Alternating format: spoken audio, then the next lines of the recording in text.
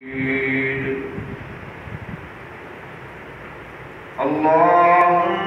بارك على محمد وعلى آل محمد كما باركت على إبراهيم وعلى آل إبراهيم إنك حميد مجيد.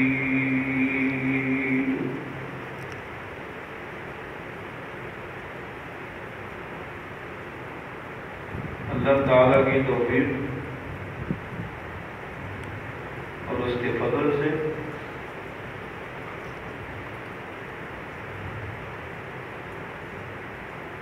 ماہانہ درس قرآن کریم کا باقاعدہ آغاز کیا جا رہا ہے. اللہ تعالیٰ ہمیں اخلاص نصیب کرے. آمین. اور مستقل مزاجی کے ساتھ ہمیں اپنے دین کی خدمت کرنے کی توفیق نصیب کرے. آمین. اور اپنے بے بہا فضل کرتے ہوئے اللہ تعالیٰ یہ کاوش ہم سے قبول فرما لے. آمین.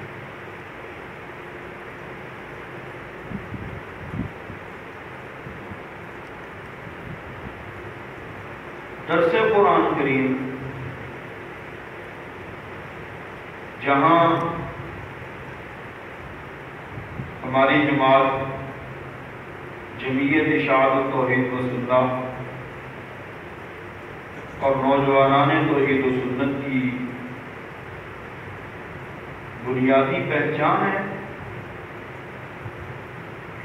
وہیں پہ قرآن مجید کا درس اس بگڑے ہوئے معاشرے کی اصلاح کا سب سے بڑا ذریعہ بھی ہے.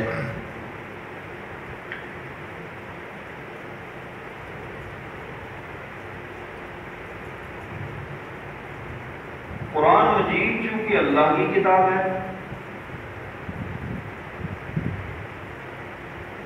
اور اللہ تعالیٰ کی کتاب میں انسان کے لیے جس قدر محبت شفقت سے اس کی آخرت کی کامیابی کا سامان بیان کیا گیا ہے، اس قدر درد لے کر دنیا کی کسی اور کتاب میں یہ پیغام نہیں ہے. بے شک. ہمارے آقا ہمارے مرشد سید الانبیاء والمرسلین امام النبیین رحمت للعالمین شفیع المذنبین حضرت محمد رسول اللہ صلی اللہ تعالی علیہ وآلہ وسلم بھی جب عرب کے بگڑے ہوئے معاشرے میں مبعوث کیے جاتے ہیں تو اس بگڑے ہوئے معاشرے میں جس چیز کے ساتھ اللہ کا تعارف اور اللہ کی پہچان لوگوں کو کروائی جاتی ہے یا لوگوں کی اصلاح کا جو کام جس کتاب کے ذریعے کیا جاتا ہے وہ کتاب بھی اللہ کی کتاب قرآن مجید ہی تھی. لہذا قرآن مجید بڑے صاف لفظوں میں نبی محترم صلی اللہ علیہ وآلہ وسلم کو یہ حکم ارشاد کرتا ہے فَذَكِّرْ بِالْقُرْآنِ مَنْ يَخَافُ وَعِيدِ. آپ لوگوں کو نصیحت کیجیے لیکن کیجیے قرآن کے ذریعے سے. بے شک. آپ لوگوں کو حق بتلائیے لیکن بتلائیے قرآن کے ذریعے سے. سبحان اللہ. آپ لوگوں کو تبلیغ کیجیے لیکن کیجیے قرآن کے ذریعے سے. آپ لوگوں کے دلوں کی صفائی کیجیے لیکن وہ بھی کیجیے قرآن کے ذریعے سے. سبحان والذی بعث فی الامیین رسولا منہم یتلو علیہم آیاتہ ویزکیہم ویعلمہم الکتاب والحکمہ. وہی اللہ ہی تو ہے جس نے ان لوگوں میں ایک رسول مبعوث کیا جن کو پڑھنا لکھنا نہیں آتا تھا، جو نہیں جانتے تھے لکھنا کیا ہے، نہیں جانتے تھے پڑھنا کیا ہے. انہی میں سے ایک رسول مبعوث کیا. لیکن اس رسول نے دنیا کے کسی استاد سے پڑھنا لکھنا نہ سیکھنے کے باوجود لوگوں کی تعلیم اور تزکیے کے لیے وہ پیغام پیش کیا ہے کہ قیامت آ جائے گی لیکن اس پیغام کی روشنی کبھی کم نہیں ہوگی. سبحان اللہ. بے پیغام شک کیا تھا؟ یہی قرآن ہی تو تھا.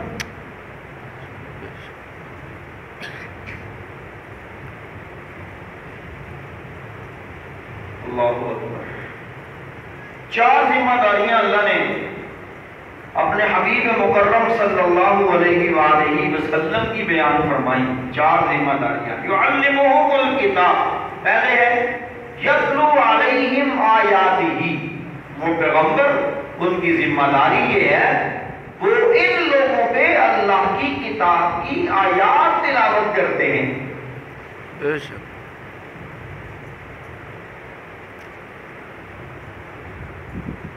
وَيُزَكِّيهِمْ، اور جب آیات کی تلاوت کی جاتی ہے تو آیات کی تلاوت سے چونکہ دلوں کا زنگ اترتا ہے اس لیے ان کے سینے پاکیزہ ہونے لگتے ہیں. وَيُعَلِّمُهُمُ الْكِتَابَ وَالْحِکْمَةَ، اور پھر تیسری ذمہ داری یہ کہ یہ پیغمبر ان کو کتاب کی تعلیم دیتے ہیں، کتاب سکھاتے ہیں. والحکمہ، اور کتاب پر کس طرح عمل کیا جا سکتا ہے، کتاب کو اپنی زندگی میں کس طرح لاگو کیا جا سکتا ہے، کتاب کے معاملات پر کس طرح چل کر کے زندگی گزاری جا سکتی ہے. وہ حکمت کی باتیں بھی پیغمبر ان کو خود عمل میں لا کر کے بتلاتے ہیں. یوں نہیں کہا نماز، قرآن کہتا ہے نماز پڑھو تم نماز پڑھو، یوں نہیں کہا. قرآن کہتا ہے زکات دو تم زکات دو، یوں نہیں کہا. قرآن کہتا ہے حج کرو تم حج کرو، یوں نہیں کہا. قرآن کہتا ہے معافیاں مانگو تم معافیاں مانگو، یوں نہیں کہا. بلکہ نماز پہلے پڑھ کے بھی دکھائی. صلو کما رأیتمونی یصلی، جیسے میں نماز پڑھتا ہوں اسی طرح نماز پڑھا کرو. حج پہلے کر کے دکھایا اور فرمایا مجھ سے حج کے مناسک سیکھ لو، طریقے سیکھ لو، ہو سکتا ہے اگلے سال تمہاری میری اس میدان میں ملاقات نہ ہو. توبہ کے طریقے سکھا. حالانکہ گناہ تو کوئی نہیں تھا، لیکن راتوں کو اٹھ کے اللہ کے سامنے رو کے کتاب والوں کو اللہ کے سامنے جھک کر توبہ کرنے کے طریقے بھی سکھا دیے کہ توبہ یوں کی جاتی ہے. اس لیے اگر کوئی بندہ اللہ کی کتاب سمجھنا چاہتا ہے تو سرکار دو عالم صلی اللہ علیہ وآلہ وسلم کی حکمت والی سنتوں کے بغیر وہ نہیں سمجھ سکتا. وہ کہے کہ میں پیغمبر علیہ السلام کی سنت کو نکال کے کتاب کو سمجھوں، ایسا نہیں ہو سکتا. لہذا یہ بات پورے وثوق اور یقین کے ساتھ ثابت ہوتی ہے کہ اللہ کے پاک پیغمبر حضرت محمد رسول اللہ صلی اللہ تعالی علیہ وآلہ وسلم نے اس بگڑے ہوئے معاشرے کی اصلاح کا جو بیڑا اٹھایا تھا اس کی بنیاد کیا تھا؟ قرآن مجید. وہ جو بنیاد آپ نے قائم کی تھی اس کی سب سے مضبوط چیز کیا تھی جس وجہ سے وہ بنیاد قائم ہوئی؟ وہ تھی قرآن مجید. بے شک. اور میں سمجھتا ہوں اس وقت کا جو دور تھا، دور جاہلیت جسے کہتے تھے، اس دور کی اور آج کے دور کی عادات کو ملا دیا جائے تو عادات سیم سیم ہیں، ملتی جلتی عادات ہیں. بیماری ایک جیسی ہو تو پھر علاج کا طریقہ بھی ایک جیسا ہی ہوتا ہے. جب بیماری جہالت والی ہے، جس کی بنیاد پہ یہاں شرک ہوتا ہے، جس کی بنیاد پہ یہاں پیغمبر صلی اللہ علیہ وآلہ وسلم کی سنت مطہرہ کا مذاق اڑایا جاتا ہے، رحمت کائنات صلی اللہ تعالی علیہ وآلہ وسلم کے صحابہ رضی اللہ تعالی عنہم اجمعین پہ تبرہ کیا جاتا ہے، دین کو ایک کھیل تماشا بنایا ہوا ہے، اس کی بنیادی وجہ جہالت ہے۔ تو جب ہم اس جہالت کا علاج قرآن سے کریں گے تو انشاءاللہ معاشرے میں نکھار آئے گا، معاشرے میں بہتری آئے گی۔ میں یہ نہیں کہتا کہ ہم پورے کے پورے معاشرے کو بہتر کر سکیں گے، لیکن اتنا ضرور کہتا ہوں انشاءاللہ زندگی رہی تو اپنے حصے کا دیا ضرور جلا کے جائیں گے، اور اللہ ہمیں اس کی توفیق نصیب کرنا۔ آمین۔ یہ ایک مقصد ہے قرآن کریم کی محفل قائم کرنے کا، تاکہ ہم لوگ قرآن مجید سیکھیں، قرآن مجید سکھائیں، ہماری زندگیوں میں قرآن آئے اور ہم قرآن کے سچے مبلغ بن کے قرآن کا حقیقی پیغام لوگوں تک عام کریں۔ یہ مقصد ہے انشاءاللہ۔ مقصد نہ کسی کو نیچا دکھانا، نہ مقصد اپنا آپ واضح کرنا، نہ مقصد کسی کو تنگ کرنا، کسی کو تکلیف دینا۔ اللہ ہمیں ایسے برے مقاصد سے بچا کے رکھے، آمین۔ اللہ ہمیں وہ مقصد اپنانے کی توفیق دے جو ایک سچے مومن اور سچے مبلغ اور سچے داعی قرآن کا مقصد ہونا چاہیے انشاءاللہ۔ چونکہ ابتدا ہو رہی ہے، ابتدائی درس ہے، میں چاہتا ہوں قرآن کریم کے حوالے سے تھوڑی سی بات کی جائے اور آغاز اس کا صحیح طور پہ اگلے درس پہ کیا جائے۔ چند باتیں ہیں جو آپ سے کہنی ہیں، اللہ توفیق دے آمین۔ سچ حق کہنے کی، اور اللہ عمل کی بھی توفیق دے۔ آمین۔ دنیا کی کوئی سی بھی کتاب لیں آپ پڑھنے کے لیے، آپ اس کتاب کو جب سامنے رکھیں تو ایک بات کہیں سے لی ہو، دوسری بات کہیں سے لی ہو، تیسری بات کہیں سے لی ہو، چوتھی بات کہیں سے لی ہو، آپ کتاب پڑھیں گے؟ کیوں نہیں؟ کتاب بے ربط ہو، اس میں ربط ہی کوئی نہ ہو، اس میں تعلق ہی کوئی نہ ہو، ایک بات کا دوسری بات کے ساتھ ربط کوئی نہ ہو، تعلق کوئی نہ ہو، آپ پڑھیں گے؟ نہیں پڑھیں گے، آپ چھوڑیں گے۔ آپ کہیں کہ بندہ پتہ نہیں کیسے ہے، گھر پتہ نہیں کیسے نہیں کرتا ہے، سامنے کو سمجھ نہیں بھی ہوں۔ پھر جتنا کسی کے پاس علم ہوگا نا، اس کی کتاب میں اتنی ہی زیادہ آپس کی باتوں کا ربط ہوگا، آپس کی باتیں اس کی اتنی ہی زیادہ جڑی ہوئی ہوں گی۔ مثلا ایک بندہ نماز، ایک بندہ ارکان دین پہ گفتگو کرتا ہے، دین کے جو ارکان ہیں، 5 ارکان، شہادتین، نماز، روزہ، حج، زکوٰۃ۔ اب جب وہ اس کتاب لکھنا شروع کرے گا تو ایک ٹاپک کو اینڈ کرتے کرتے کرتے دوسرے ٹاپک کو شروع کرتے ہوئے آپ اس میں ربط بیان کرے گا۔ مثلا ہم کہتے ہیں لا الہ الا اللہ، اللہ کے سوا کوئی معبود نہیں، حضرت محمد صلی اللہ علیہ وسلم اللہ کے رسول ہیں، اللہ کے بندے ہیں۔ اسی چیز کو اپنی عملی زندگی میں ثابت کرنے کے لیے نماز کا حکم ہے۔ اب یہ دونوں میں ربط ہے، آگے پھر وہ نماز کی بات شروع کرے گا۔ نماز چونکہ انسان کی میں کو ختم کرتی ہے، انسان کے اندر میں جو میں ہے نا، میں کو ختم کرتی ہے۔ جب میں ختم ہوتی ہے تو پھر دولت کا نشہ چڑھنے لگتا ہے۔ زکوٰۃ انسان کے دولت کے نشے کو ختم کرتی ہے، یہ ربط ہے نماز اور زکوٰۃ۔ جس طرح عام باتوں میں ربط ہے، اللہ تعالیٰ کی سچی کلام میں بھی اسی طرح ربط موجود ہے۔ ہر آیت کا آیت کے ساتھ، ہر سورت کا سورت کے ساتھ، ہر جز کا جز کے ساتھ یہ ربط موجود ہے۔ اور ربط کا طریقہ رب کائنات کا یہ ہے، اللہ تعالیٰ نے اس قرآن مجید کو جب نازل کیا ہے تو قرآن مجید کا بنیادی مسئلہ جو قرآن نے بیان کیا ہے وہ ہے لا الہ الا اللہ، اللہ کے سوا کوئی عبادت کے لائق نہیں ہے۔ یہ بنیادی مسئلہ ہے۔ مفسرین نے جب قرآن کریم کے خلاصے کی بات کی ہے تو خلاصے کی بات کرتے کرتے وہ فرماتے ہیں سارے قرآن کا خلاصہ حوامیم سبع میں ہے۔ حوامیم سبع یعنی وہ 7 صورتیں جو حامیم سے شروع ہوتی ہیں، سارے قرآن کا خلاصہ یہ 7 صورتیں ہیں، اور ان 7 صورتوں کا خلاصہ وہ سورۃ المؤمن کی آیت ہے، فَادْعُوا اللَّهَ مُخْلِصِينَ لَهُ الدِّينَ، کہ اللہ کو یوں پکارو کہ پکار اللہ کے لیے خالص ہو جائے، پکار اللہ کے لیے خالص ہو جائے۔ یہ بنیادی مسئلہ ہے ان 7 صورتوں کا، اور ان 7 صورتوں کا خلاصہ یہ نکلتا ہے۔ بعد نے کہا کہ سارے قرآن کا خلاصہ ہے سورۃ الفاتحہ، سورۃ الفاتحہ کا خلاصہ ہے ایاک نعبد و ایاک نستعین۔ سارے قرآن کا خلاصہ اس اعتبار سے یہ ہو گیا، عبادت بھی صرف اللہ کی ہوگی، پکار بھی صرف اللہ کی ہوگی۔ اللہ اکبر۔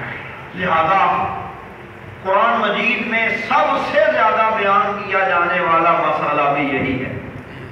اب جب اللہ اس مسئلے کو بیان کرتے ہیں، اس کے علاوہ بھی مسائل ہیں، یہ نہیں کہ یہی مسئلہ ہے، اس کے علاوہ مسائل نہیں ہیں، اس کے علاوہ بھی انسان کی زندگی کے تمام تر مسائل موجود ہیں قرآن میں۔ لیکن قرآن مجید جب کسی مسئلے کو بیان کرتا ہے دعوے کی صورت میں، تو پھر اللہ رب العالمین ایک انداز سے چلتا ہے۔ مثلا ایک صورت میں اللہ پاک ایک مرکزی مضمون بیان کرتے ہیں، جیسے میں نے پورے قرآن کا مرکزی مضمون بتایا توحید ہے، سورت کا مرکزی مضمون اللہ بیان کرتے ہیں۔ سورت کا مرکزی مضمون بیان کرنے کے بعد سورت کی تمام تر آیات کا تعلق اللہ اس سے جوڑتے ہیں۔ سورت میں جتنی آیات ہوں گی، جتنے رکوع ہوں گے، ان تمام تر کا تعلق اللہ پھر اس دعوے سے جوڑتے ہیں، اور دعوے کو اللہ زبردستی نہیں منواتا کہ اللہ نے کہا ہو کہ میں بادشاہ ہوں، میں نے تمہیں پیدا کیا ہے، میں بڑا ہوں، لہذا میری بات مانو، میرا دعویٰ مانو۔ اللہ اس طرح نہیں منواتا۔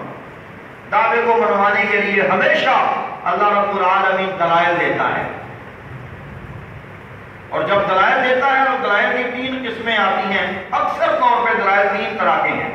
سب سے پہلے وہ دلائل آتے ہیں جن دلائل کو عقل تسلیم کرتی ہے، یعنی اللہ ایسے دلائل پیش کرتے ہیں فطری طور پہ انسان ان کو تسلیم کرتا ہے، جیسے قرآن مجید میں موجود ہے، یا ایھا الناس اعبدوا ربکم الذی خلقکم سبحان اللہ والذین من قبلکم لعلکم تتقون۔ اور نسل انسانی ایک اپنے رب کی پوجا کرو، اس کے سوا کسی اور کی پوجا نہ کرنا۔ یہ دعویٰ ہے۔ بے شک۔ کیا دلیل ہے اس بات میں؟ رب کائنات کہتے ہیں اگر اپنی تخلیق کو دیکھو، تمہیں کس نے پیدا کیا؟ اللہ تمہارے آباء و اجداد کو کس نے پیدا کیا؟ یہ زمین کس نے بنائی؟ یہ آسمان کس نے بنایا؟ یہ پانی کس نے برسایا؟ یہ زمین سے گلے اور انہار کس نے نکالے؟ جب تم یہ تسلیم کرتے ہو کہ ہمیں پیدا کرنے والا، ہمارے آباء و اجداد کو پیدا کرنے والا، زمین کو پیدا کرنے والا، آسمان کو پیدا کرنے والا، بارشیں برسانے والا، اور بارشیں برسا کے بنجر زمین کو آباد کر کے زراعت کے قابل بنانے والا صرف ایک اللہ ہے نا، تو بس وَلَا تَجْعَلُوا لِلَّهِ أَنْدَادًا۔ اب نتیجہ یہ نکلتا ہے کہ تمہیں اللہ کا کوئی شریک بنانے کی اجازت نہیں، تمہیں بنانے میں اللہ کا کوئی شریک نہیں، زمین و آسمان بنانے میں اللہ کا کوئی شریک نہیں، تو پھر تمہاری عبادتوں میں اس کا کوئی شریک کیسے بنے؟ بے شک۔ یہ اللہ سمجھاتے ہیں دلائل کے ذریعے سے، عقلی دلیل اس کو کہتے ہیں۔ عقلی دلیل اللہ پیش کرتے ہیں، مانو میری بات، کیونکہ میری بات عقل کے مطابق ہے۔ ایک چیز۔ دوسری چیز دلیل ہے نقلی۔ نقلی کا مطلب یہ اصلی کے مقابلے والا نقلی نہیں، نقلی کا مطلب ہوتا ہے کہ اللہ کسی سے نقل کرتے ہیں۔ دیکھو تو صحیح نا، جو بات محمد کریم صلی اللہ تعالی علیہ وسلم کرتے ہیں، یہی بات میرا یوسف جیل کی تنگ و تاریک کوٹھڑیوں میں کیا کرتا تھا، یہی بات میرے ابراہیم نے آگے چیخا میں کی ہے، یہی بات میرے نوح نے مارے کھا کھا کر کے کی ہے، یہی بات حضرت موسیٰ نے فرعون کے دربار میں کھڑے ہو کر کے کی۔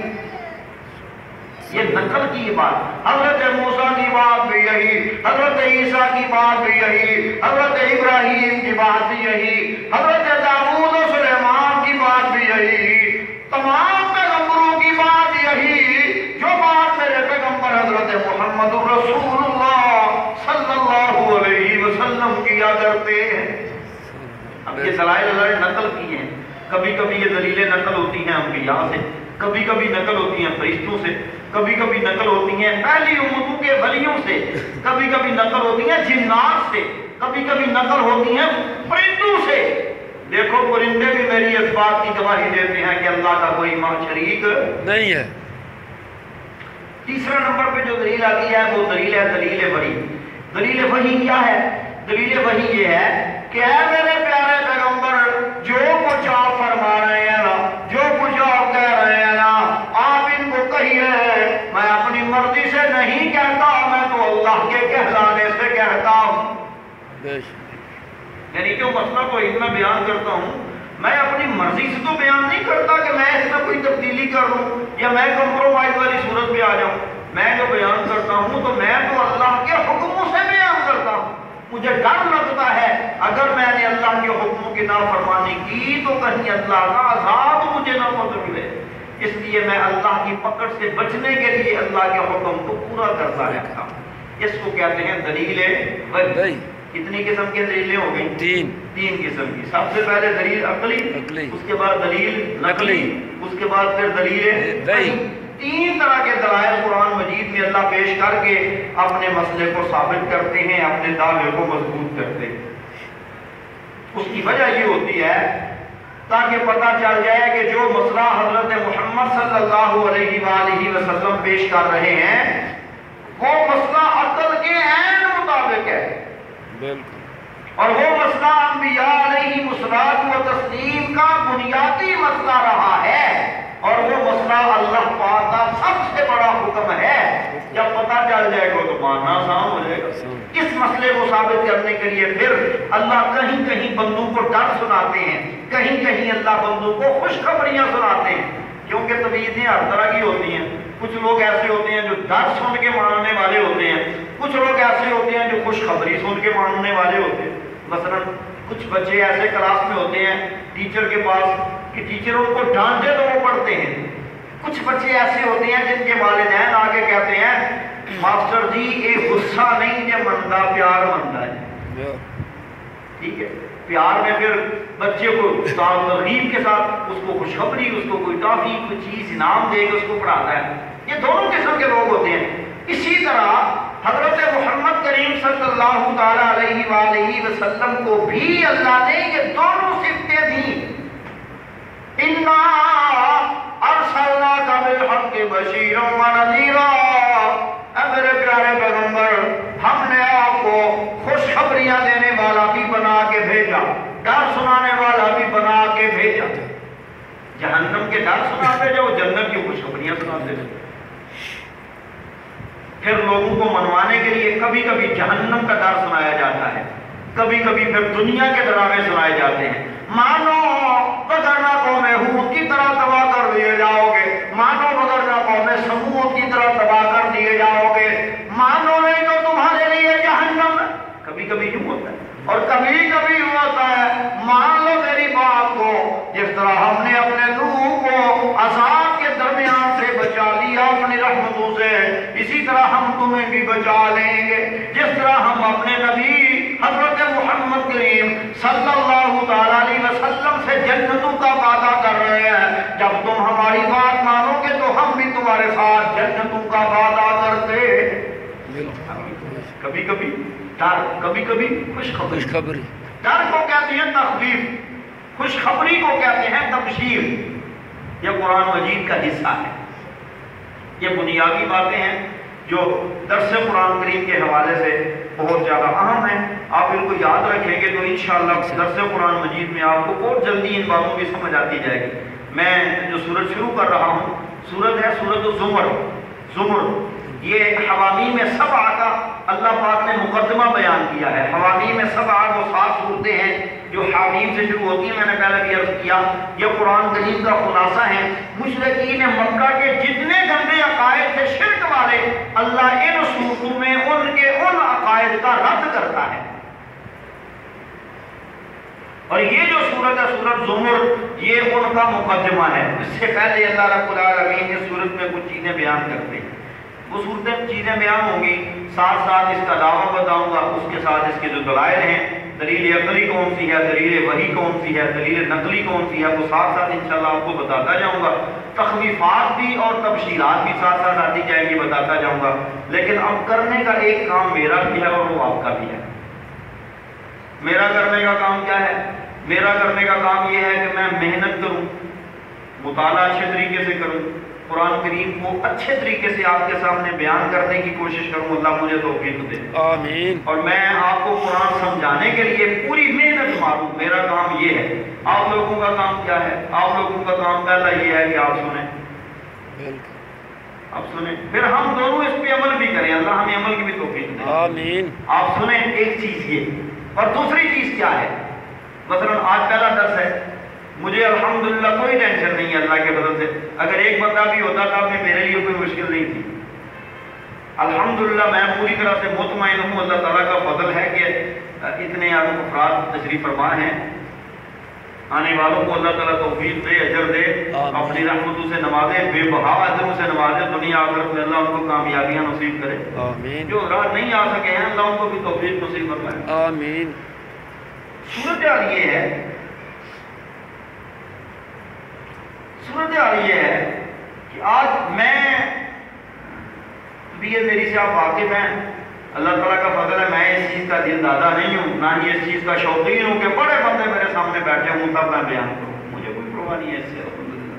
अल्लाह हमेशा इस खुद पसंदी से अल्लाह बचा के रखे, रियाकारी से अल्लाह बचा के रखे। आमीन। लेकिन कुरान का पैगाम है, जिस तरह दुकानदार, दूध दही बेचने वाला, सुनार, सोना बेचने वाला अपनी एडवर्टाइजमेंट करते हैं। भला क्यों एडवर्टाइजमेंट करते हैं? ताकि माल हमारा ज्यादा बिके, हमें ज्यादा नफा हो। बिल्कुल करते हैं कि आप भी जब दुकान बनाते हैं, दुकान बनाते हुए पहले उसके बैनर लगाते हैं, पम्फलेट तकसीम करते हैं, लोगों में बताते हैं, उसकी बाकायदा तौर पर उसका इख्तिताम करते हैं। क्यों भला? ताकि हमें नफा हो।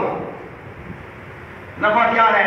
इनकी चीज बिकेगी, दुनिया का माल बिकेगा, इनको मुनाफा मिलेगा। इसी तरह हमारा भी कुछ मुनाफा है। ये जो इस तरह का काम है, दर्स कुरान करीम का खुसूसन जो काम है, इसमें हमारा भी कुछ मुनाफा है। जो ज़हन में मुनाफा ही है। बिल्कुल। वो मुनाफा क्या है?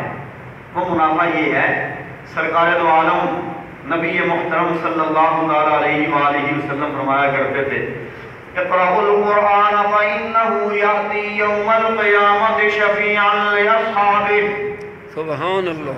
औ कमा क़ाल अलैहि सलातु वस्सलाम, फरमाया नबी पाक अलैहि सलातु वस्सलाम ने, ओ मोमिनो कुरान पढ़ा करो, कुरान की तिलावत करते रहा करो, कुरान को पढ़ते रहा करो।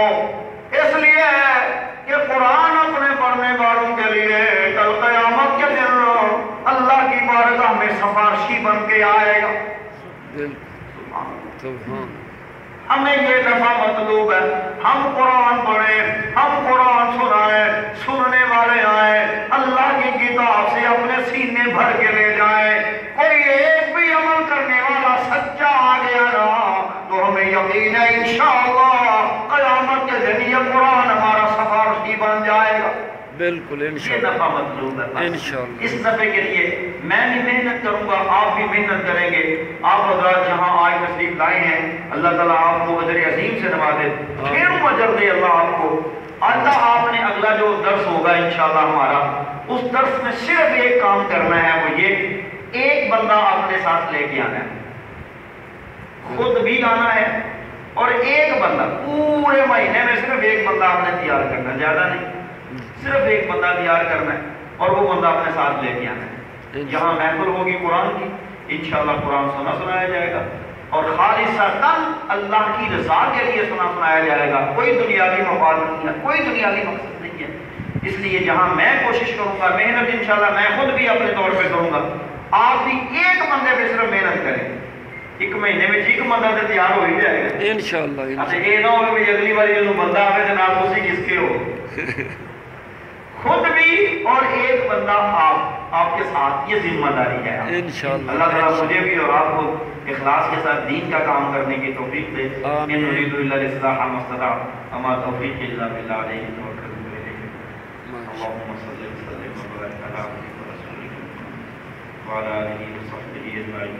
ربنا ظلمنا انفسنا وان لم تغفر لنا وترحمنا لنكونن من الخاسرين. يا مقلب القلوب ثبت قلوبنا على دينك. اللهم اشف مرضانا اللهم اغفر لنا ذنوبنا واقض حاجاتنا. ربنا آتنا من لدنك رحمة وهيئ لنا من أمرنا رشدا. ربنا آتنا من لدنك رحمة وهيئ لنا من أمرنا رشدا. ربنا آتنا في الدنيا حسنة وفي الآخرة حسنة وقنا عذاب النار. اللہ جی اپنی رحمت دے نال سانو قرآن دا سچا قاری بنا لو. سانو قرآن دا سچا مبلغ داعی بنا لو. اپنی جناب دے وچ سانو اخلاص تے توفیق نصیب فرماؤ. اپنی بارگاہ وچ ساڈا کہنا سننا سنانا اپنی بارگاہ وچ قبول فرما لو. قرآن جس طرح دلاں دی صفائیاں کردا ہے, یا اللہ جی انج دا سانو بنا دیو کہ ساڈے دلاں دی بھی قرآن نال صفائی ہو. آمین. ہر قسم دے شرک تو, ہر قسم دی بدعات تو, قسم و روائی تو, ہر قسم دے بغض تو, حسد تو, کینے تو, چغل خوری تو, جھوٹ تو, بیماریاں جنیاں بیماریاں دلاں والیاں لگدیاں نے, قرآن انہاں دل ساریاں بیماریاں دی صفائیاں کردا ہے. یا اللہ جی سانو اس قابل بنا دیو, ساڈے دلاں نوں اس قابل بنا دیو کہ قرآن ساڈے بھی دلاں دی صفائیاں کرے اور ساریاں صفائیاں دے نال تسی راضی ہو جاؤ. قیامت دے دن ساڈے واسطے اچھے اجر دا اعلان کرو. ربنا آتنا في الدنيا حسنة وفي الآخرة حسنة وقنا عذاب النار. اللهم اشف مرضانا ومرضى المسلمين. اللهم اشف مرضانا ومرضى المسلمين. اللهم اشف مرضانا ومرضى المسلمين. ربنا تقبل منا انك انت السميع العليم وتب علينا انك انت التواب الرحيم. اللهم صل وسلم وبارك على عبدك ورسولك محمد وعلى اله وصحبه. آمين.